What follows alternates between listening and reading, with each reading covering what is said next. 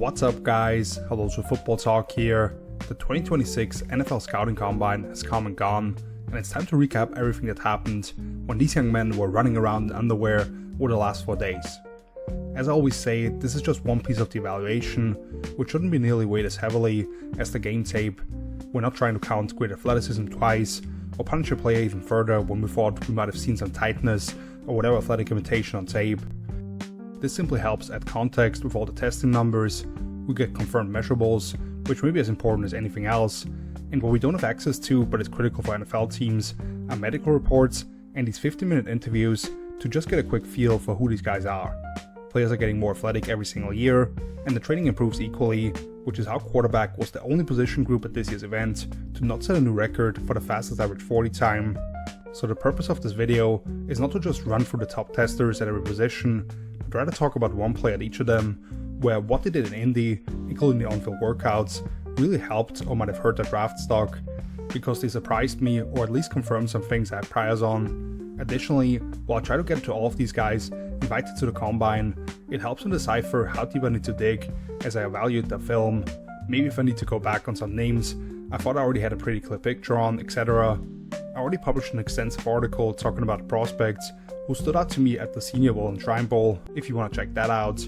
And now this really kicks off draft season for us, with a lot of stuff coming up, so if you like this type of content, hitting the thumbs up button and the bell would be greatly appreciated, while you can check out all my work over at helloswithfootballtalk.com. But now, let's get to the matter at hand and review the combine, starting with the first position group up from Thursday, interior defensive linemen, and the first riser here is Zane Durant from Penn State.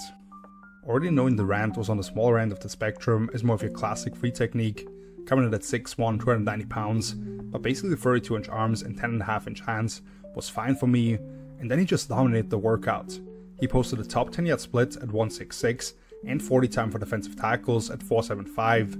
He also finished top 5 in both the vertical, 33.5 inches, and broad jump at 9 feet and 4 inches. When he hit the field, he showed great hip mobility and ability to stick his foot on the ground to change directions during the wave drill. Then we got to see his quick feet, and he was real smooth going through the back drills, unless he was hitting those dummies with violence and turned the corner off the club rip, which those pro guys holding up the bags got to experience. He was also really fluid throwing multiple moves at the different bags, dropping his weights and being snug around those, which is the key trait for this type of penetrating profile, being able to corner towards the ball. With Penn State falling off the map ever since that overtime loss at Oregon, this has kind of become a forgotten man, so he had to remind us of what an insane athlete he is, and he most likely secured that he won't make it to day 3. Oklahoma's Grayson Halton continued his impressive pre-draft process after already being a disruptive force during Senior Bowl week, now hitting a D-tackle best 36.5-inch vert, along with being no lower than 4th in all out athletic tests. Clemson's DeMonte Capehart came in at 6'5", 313 pounds. He finished above the 90th percentile in the 40 and the vertical jump for an RES of 9.97. And Caleb, not Caden Proctor, from southeastern Louisiana posted the second best 10-yard split, 40-yard dash on short shuttle among the D-tackles, along with top 5 marks in the jumps and going through the entire positional workout with great pace. Our first faller here from the interior defensive line is Tim Keenan III from Alabama, unfortunately, which I hate to do because for what he is, there isn't a whole lot to complain about, having been a rock in the middle of that Alabama defense for the last couple of years. Only 12 front 7 defenders even did the bench press, but Keenan was tied for dead last among those with just 21 reps, which was very surprising considering how strong he is on the field and having perceived shorter arms already. He also was 1300th of a second slower than all of those guys with a 5.31 in the 40 and was tied for the worst broad jump at 8.4. He did at least hit 30 inches on the vert, but that was still 5th worst. Considering that, I thought he moved around fairly well during the positional workout at least, and to be fair, this simply isn't a setting that would benefit nose tackles with this type of profile, but having 30.5-inch arms and basically 8.5-inch hands isn't either, as we think about him 2-gapping, stacking and shedding and stuff like that, when he was already going to have a very limited role in third downs most likely. As a 2-down plugger, I still believe he can be a valuable piece in pretty much any system, but probably not someone you're willing to target before day 3 now. Moving out to the edge here next, I'm going to talk about Malcolm Lawrence from UCF. Among the guys in the actual edge group, only Texas Tech's David Bailey ran faster than Lawrence's 4.52 in the 40, he was 100th of a second off the top 10 yard split and 1.59, and 1 inch each in terms of the jumps, with a 40-inch vert and a 10-10 broad. He did slip initially on the wave drill, but then looked really dynamic changing directions for the rest of the workout, keeping his eyes up and really slamming his foot on the ground as needed. Also saw a little more pop in his hands, clubbing the bags. His long arms and bend running the hoop were definitely noteworthy, and then he was one of the only guys in that group to actually catch the ball with his hands during the transition drills. Unfortunately dropped his second to last in a pretty extensive linebacker workout, but did finish with a good over-the-shoulder grab when he asked those guys to turn and run, simulating as if they were peeling off with a running back on a wheel route. I don't necessarily love that lanky frame all the time, and he has his issues when blockers are able to get underneath him, but seemed to have created a lot of buzz around the league as someone who plays with a great motor already. Wisconsin's Mason Rieger is another guy who continues to rise throughout these last 5 weeks or so. He had a monster Shrine Bowl defensive MVP game, and now he had a 40-inch vertical, looked really smooth going through the on-field workout as someone who can take on extensive coverage duties, run for the catch, and is just made to bend the edge looking at him run the hoop drill. On the flip side, we unfortunately have another former member of the Crimson Tide in LT Overton, who actually showed up lighter than I expected at 273 pounds, yet only ran a 4.87 in the 40, which is the only thing he did testing wise, and then looked rather stiff throughout the on-field portion of the workout, when plenty of taller guys displayed much better flexibility. There were plenty of choppy steps going over and around the bags. He looked reserved when asked to open up and really run during the wave drill and the transition stuff, when they were simulating coverage work, which he has very little experience in as is. Not that it's a whole lot different compared to previous expectations, but this pretty much cements that he may be that heavy-handed edge set on early downs, but his future as a pass rusher will have to be inside, where he also has work to do in terms of getting more clean wins and earning a complete role. Cassius Howell from Texas A&M was heavily discussed before those guys actually got onto the field, with the shortest arms for an edge in combine history, at just over 30 inches, and then he didn't do anything special athletically that would mitigate those concerns.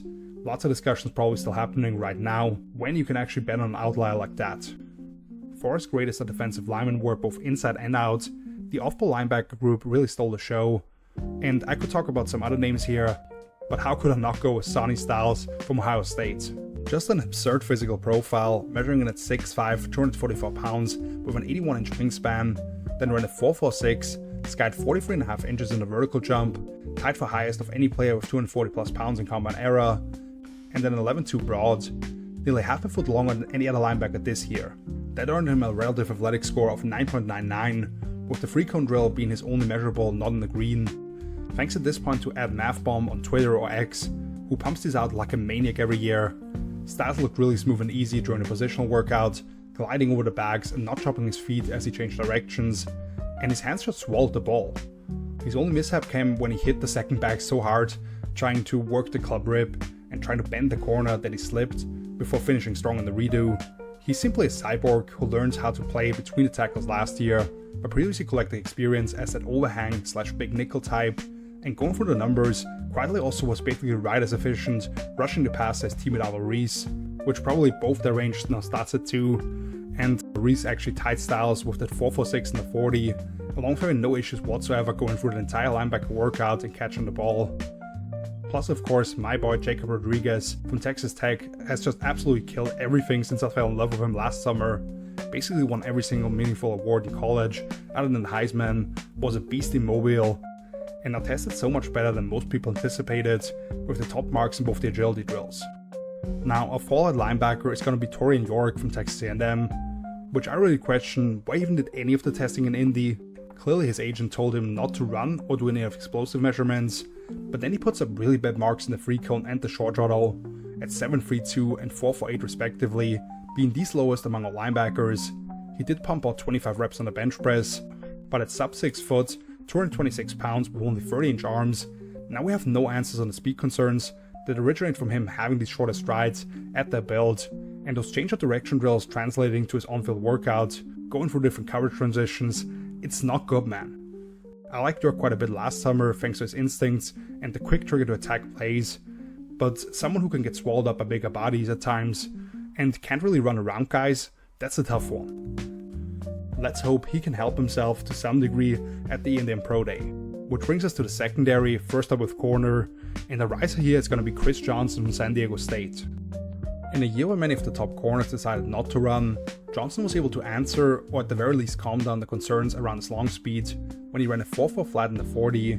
After that, He made it look as if he was doing these positional drills all of his life, with buttery smooth hips, no delay in his transitions, looking under control the entire way, and the ball stuck to his hands for the most part.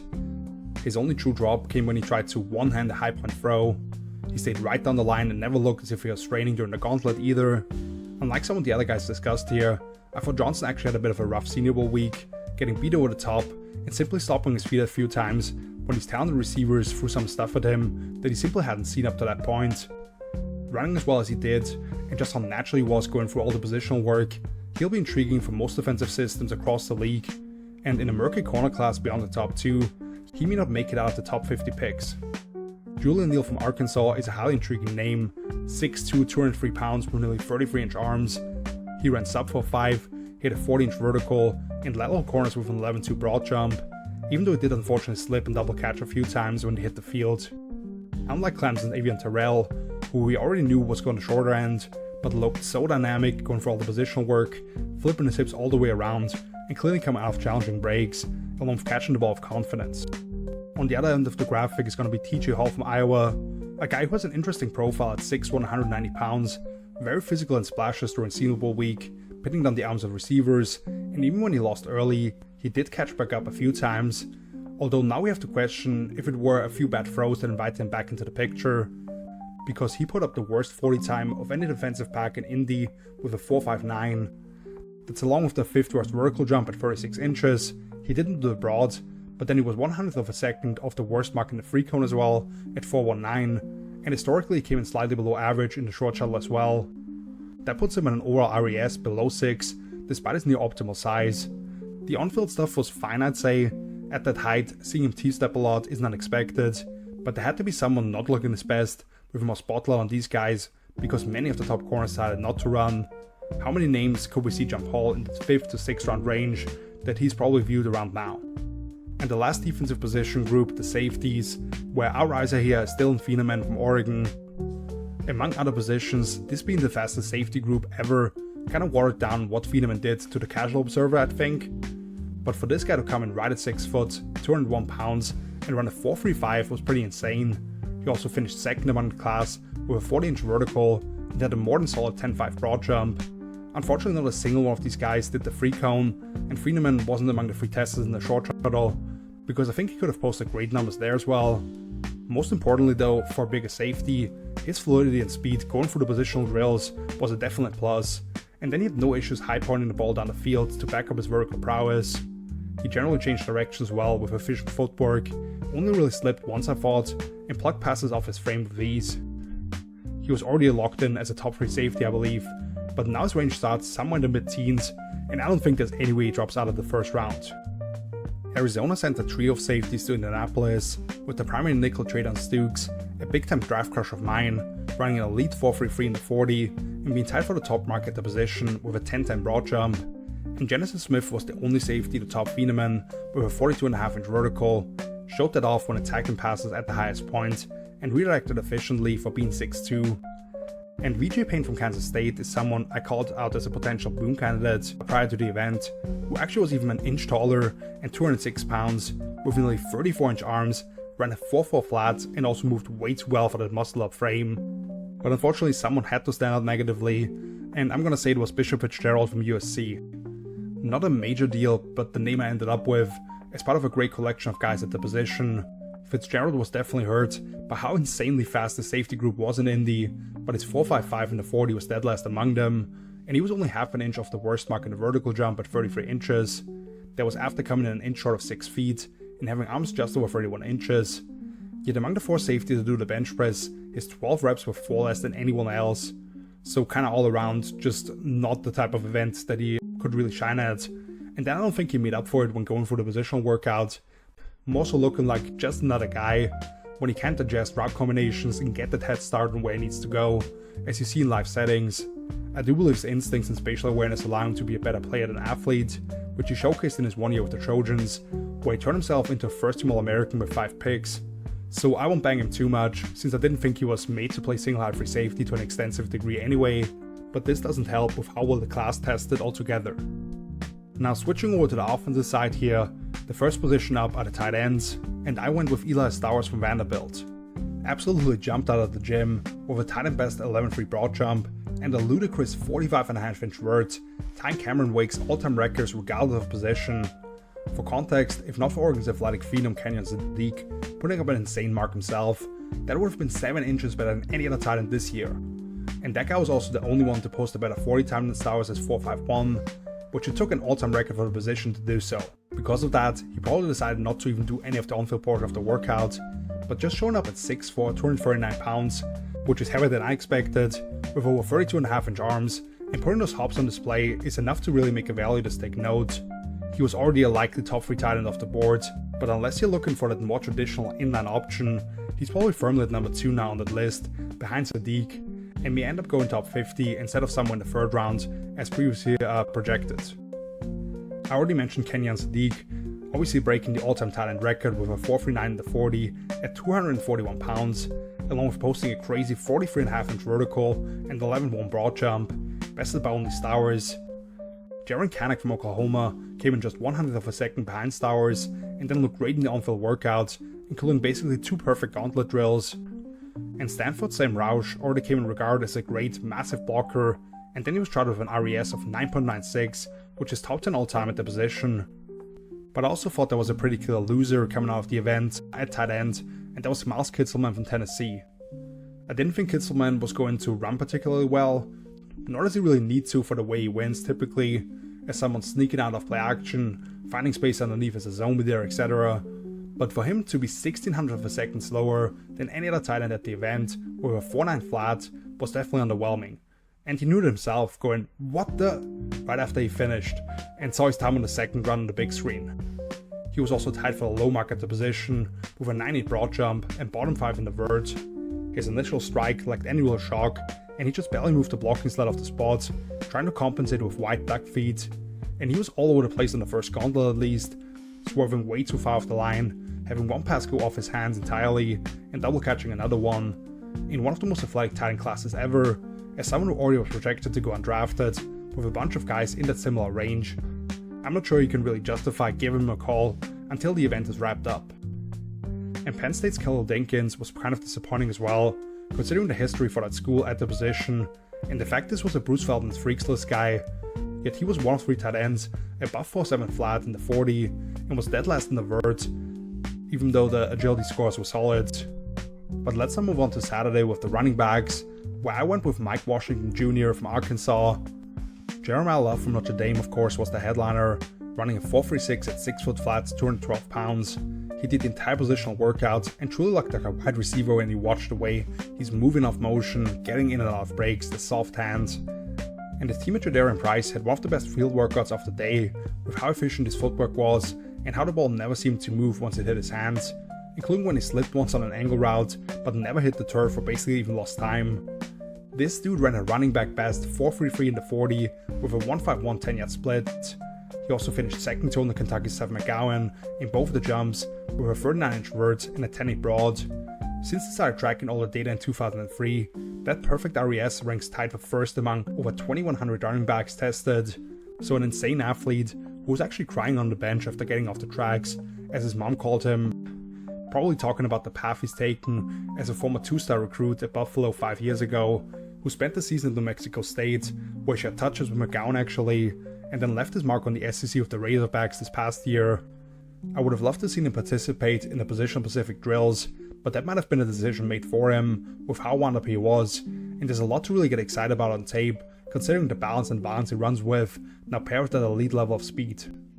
And since I brought up McGowan, he separated himself from the rest of the running back group with the top marks in the vertical, 42.5 inches, and the broad jump at 10.11, along showing off his lateral agility and how he could bounce sideways with his cleats outside the center of his frame. Our faller here has to be Emmett Johnson from Nebraska.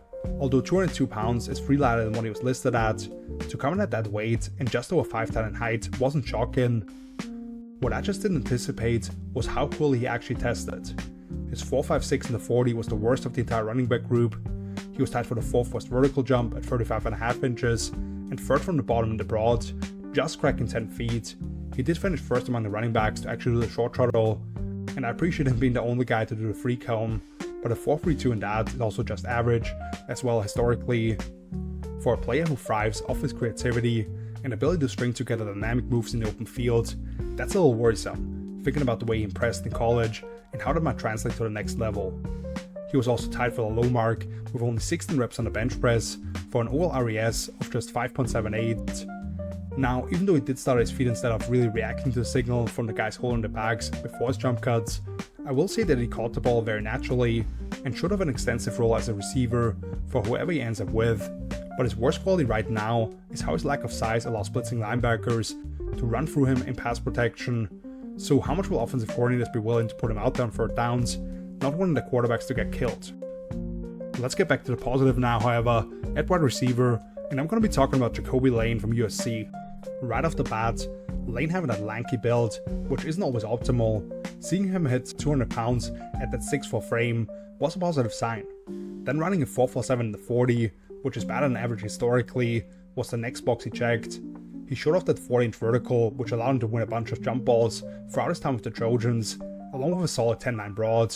For an overall RES of 9.69, you never saw him gear down, securing targets in the gauntlet with those soft, big 10.5-inch hands. On the field, he looked really fluid going through his breaks and adjusting for the ball mid-flight. Lane had multiple nice grabs at the very end of his reach, including one that he had to kind of dive for while keeping his feet in bounds at the sideline. The only pass he couldn't quite haul in was that goal line fade at the end that was just put on him too quickly and inside, which he made up for when he spun all the way around to finish on a retry. For someone that really struggled to separate against man coverage from some of the top cover corners during Senior Bowl week, to have him run well and just look this smooth and natural in the workout, that helps put him back on the map. While Lane, I believe, might have helped himself most in terms of what the conversation around him was previously, Cincinnati's Jeff Caldwell put up the most insane testing and really created some buzz. A 4.31 in the 40 at 6'5", 216 pounds, and the second best marks in both the jumps for a perfect RES. Zachariah Branch from Georgia ran a blazing 4.35 in the 40, showed off his twitch running different routes, violently dropping his weight, and made some outstanding adjustments to the passes from these quarterbacks that he had no experience working with previously. 20 reps on the bench when the bar outweighs him personally by basically 50 pounds is nothing to sneeze at either. Alabama's Jeremy Bernard running 4.48 is really solid for him. His free cone drill was 0.15 of a second faster than any other player at the entire event. He looked really crisp, snapping off routes, in particular when he compares curls and comebacks to the guys around him. And let's also mention North Dakota State's Bryce Lance, who ran a 4.34 at 204 pounds, with his 10-yard split being just 100th of a second behind the top number of any athlete in Indy, along with finishing top 5 in both the jumps and agility drills among wide receivers, and showing plucky hands throughout the workout. Our follower here, Emmanuel Henderson Jr. from Kansas, who did start out very positively when he put up triple fours in the 40, yet he finished third last among wide receivers with a broad jump right at 10 feet, and he was swerving like crazy off the line on the gauntlet and seemed to really fight the ball, with one flat out drop and another double catch at the very end. Both the 10-yard outs and the bench route variation he ran next were tough to watch. Illinois quarterback Luke Altmaier didn't give him a real chance in the first one, but then he had another ball slip right through his hands when he spun around for the retry, and next he had to double catch one ball at the sideline, which he ended up stepping out in the process. He looked by far his most comfortable when he could really open up and run before tracking the deep ball, but as someone who mostly caught the ball either at/behind the line of scrimmage or 20+ yards down the field, and only had 3 missed tackles forced across 45 receptions last year, that's a pretty limited profile as a player. Louisville's Colin Lacey came in at only 5'9", 183 pounds, and finished with a rough RES of just 3.36, running a disappointing 4.55 in the 40, and finishing bottom 5 in both the leaping events. LSU's Aaron Anderson only measured in at 5'8", 191 pounds, with sub 30-inch arms, and his jumps were really disappointing, just a 30-inch vert and a 9.5 broad, both dead last among wide receivers, and he had a bad gauntlet as well. I also mentioned that Notre Dame's Malachi Fields with a 4.61 certainly isn't great, after I applauded him for what he did during the Senior Bowl week, and the one box he still had to check was to at least be close to average in terms of pure speed, which he unfortunately wasn't. But talking about a big guy running fast, my god, Taylor Green from Arkansas at quarterback had a day. He topped the previous vertical jump record set by Anthony Richardson coming out of Florida by a full 3 inches at 43.5, while his 11.2 broad was just 1 inch off the best number posted by any player at this year's event, regardless of position, also new QB record by the way. Green blazed the 4.36 in the 40, which was just 1/100 of a second off the record for QBs at 6'6", 227 pounds. That backs up what I saw from him in college and at senior bowl practices, where he had an up and down week, but when he decided to take off with those insanely long strides, he looked like a gazelle. Due to his build, he'll have the elongated throwing motion and release, where he can sort of guide spot throws at times, which is understandable when you've never worked with these receivers and trying to figure out the timing on the fly. But for the most part, the ball came up with plenty of mustard on it.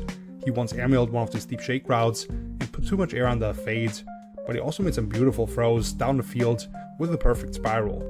I'm very intrigued with how high this guy could rise in a QB class that is way thinner than anyone expected, with numerous guys going back to college, and how much someone might talk themselves into the potential of Green developing for a couple of years in the system. Drew Allen from Penn State didn't do any of the athletic testing, still coming back from a season-ending injury, but he continued to improve throughout the throwing session, showcasing a big-time arm talent that did have him considered a first-round pick prior to heading into his disappointing senior year. And the same is true for Alabama's Ty Simpson, first cementing himself as the clear QB2 in this class, with probably the most consistently strong on-field performance from any of these passers, which should help with how early a team in the first round is willing to pull the trigger after he gets a chance to show off on the whiteboard and add context to the injuries that kind of derailed this past season for him.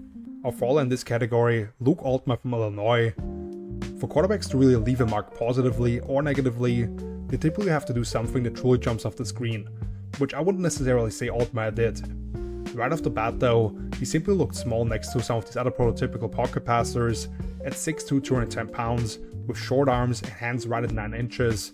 Among the 7 quarterbacks to run the 40, his 4.72 ranked 6th, all otherwise ranging between Green's 4.36 and 4.65.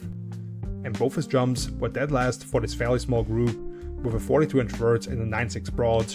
The size and lack of pure arm strength are the 2 clear limitations for him, which showed up a few times when deep balls seemed to kinda die on him. He did have one beautiful fade ball that he dropped perfectly into the bucket, to be fair, but on the next one his receiver basically had to come to a dead stop. And you could tell that if he could throw to a spot, in sync with his footwork, he was on time, but he couldn't kind of hang on his back foot and rip the ball if things were slightly off, like on a deep out at one point. In this class though, where I'm not sure if you trust anyone outside the top 3 or 4 to even be a quality backup for you, we'll see how much teams may value a guy like this, likely late on day 3. Which brings us to the big guys, offensive tackles here first, where I'm going to talk about Spencer Fano from Utah. Iowa's Logan Jones just beat him out by 1/100 of a second, with a 4.91 in the 40 for Fano, but he also packs 12 extra pounds at 3.11 for the Utah tackle, and he actually beat the former with a 1.72 10-yard split. The jumps were more so average among tackles, but then he also finished second for the O-line altogether in the short shuttle, and his free count of 7.34 was actually 1/1600th of a second better than everyone else. Fano looked insanely smooth in his lateral movements and redirections. He really felt like he was gliding on the wave drill compared to everyone else, and when they were simulating a twist later on, just insane how he made it look when he was able to punch and slide over. On the mirror drill, the ground he was covering horizontally, without allowing his base to get too wide, was excellent. I also thought as a puller, he was able to get around the cone a lot tighter than most guys without slowing down significantly. He also showed that ankle flexion almost like an edge rusher, who he's typically going up against, to sort of bend that path. And just to show off his versatility, he even took part in center drills after the standard workout had wrapped up. I don't care if you want to label him as a guard at the next level, due to some length limitations. I feel a lot better about him staying on the edge than last year's 4-4 pick Will Campbell. He's probably going to be OL1 in this draft for me. Monroe Fielding out of Georgia just reeks of a guy who'll go a lot earlier than people might have suspected a week ago still. 6'7", 315 pounds, with nearly 35-inch arms and 11-inch hands. Actually just ahead of Fano by 1/100th of a second, with a 1.71 10-yard split, top 5 in both the jumps, and rarely allowed his height to limit his movement skills in the on-field workout. On the negative end, there's Alan Herron from Maryland, who already got either dumped or just ridden backwards a couple of times by Clemson TJ Parker at senior bowl practices for not the strongest start to the pre-draft process. Here in Indianapolis, despite showing up at a fairly light 308 pounds, he finished only 2/100th of a second better than the worst mark posted at the entire event in the 10-yard split at 184, and he was dead last in both the agility drills, an 8.2 flat in the free cone, and a 5.09 in the short shuttle. Not that it matters as much comparing them to other position groups, but it's kind of wild that there were guys in Lucas Oil Stadium that were over 1.5 and 1 second respectively faster than Heron in this. The vertical jump was more than solid at 32 inches, and the field workout wasn't bad, but I did think he stopped his feet a little bit too much before redirecting on the twist transition drill, and also when simulating a screen pass, where they're supposed to kind of discard a coach slanting inside and release, yet he lost plenty of time on it. Cage Casey from Boise State had a rough Senior Bowl week himself, and then now was just 1/100th of a second off the worst mark in the 10-yard split for any player in Indy, was only one of 2 offensive linemen to not crack 8 seconds on the free cone drill, along with Heron, and looked a little bit clunky in some of his transitions. Bringing us to the final position group today, and that's going to be the interior offensive line, where our riser here is Parker Brailsford from Alabama, who has somewhat quietly been one of the best centers in college football for head coach Kalen DeBoer for 3 straight years now, first at Washington and then in Tuscaloosa. He has always been undersized and viewed as a lesser draft prospect eventually, but for what he is, I'm perfectly fine with 289 pounds at 6'2", especially considering I saw him handle guys like Florida State's monstrous Dale Jackson Jr., who is about as big and long as any nose tackle is going to face, even in the pros. You can argue the agility stuff is more meaningful than we typically discuss for the O-line, but probably the most 2 practical things you'll see on the field actually, the explosion out of his stance, and the ability to bring your hips through contact. Brailsford was number 1 in the 10-yard split at 1.7 flat, and the broad jump for the O-line at 9.10. Easy lateral mover, consistently operated with great sink in his hips, no wasted steps at all, showed off that ability to get on his horse and pull out to the corner, or fly out in the screen game, backing up everything we've seen on tape. I just don't see how you can sit there with a straight face and allow him to drop to day 3, where he's currently projected to go. Glorious throw by the way as well. A lot of similar talking points for another smaller center from Iowa and Logan Jones, who actually has 10 pounds on Brailsford, and has been more decorated in the Big Ten, had the top overall 40 at 4.9 flat, and finished second among the O-line in both the agility drills. And I really like the look of Texas's DJ Campbell, and the way he moved around, someone I've been a fan of since 2 summers ago, when I thought he might be in last year's class, just really naturally looking as an athlete, watching him run, 1/100th above the 5-second mark, and flew in his change direction. No one that really bothered me here, but the one name I did settle on as the final faller here was Bo Stevens from Iowa. 2 other offensive linemen were at the bottom of the list with 5.36 40s. Stevens was 1/100th of a second better than that, but one of those guys was Miami's gargantuan Markel Bell, who outweighs this guy by 31 pounds. Being 6'5.5" actually isn't a plus for Stevens playing inside, since he barely measured in with over 31-inch arms and 9-inch hands. He also had the 6th worst vert and the 4th worst broad jump.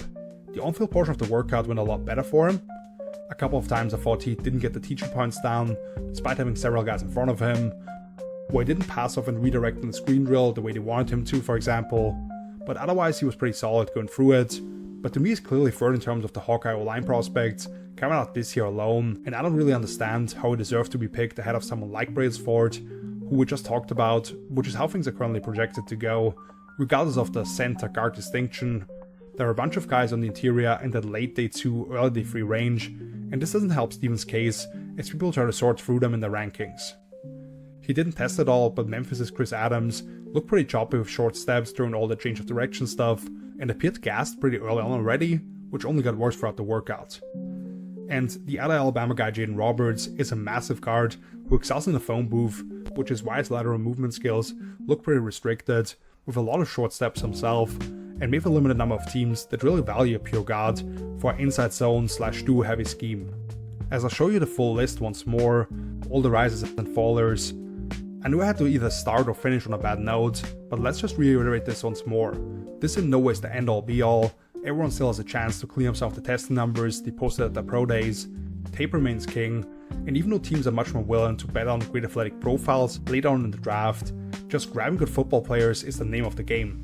And unless there are major outliers in a negative sense, a bad combine isn't going to change everything. But that brings us to the end of this video. Thank you so much for watching. If you enjoyed this recap of the NFL Combine, please leave a like, subscribe for more content like this, and check out all of my work over at HelloSorFootballtalk.com, where I'll start putting up my top 10 rankings for every single position twice per week going forward, leading up to late April, along with my all big boards and ultimate mock draft. As for the YouTube channel, I slide in my annual My Guys episode midway through those, so in about 3 weeks, but I'll also throw out plenty of clips I stumble upon while studying all of these guys on my social media channels. It's March, everyone on TV just goes back to the same talking points they do every offseason. You can only hear so much about the top 10 to 15 prospects. Why don't you just follow along for the ride, really learn about this class? I'd love it, and you can find all the links down below in the description. Do you want to shout out any other prospects who stood out to you in Indianapolis? Would really enjoy hearing from you guys and for you to live through draft season with me. So until then, see you later. Peace!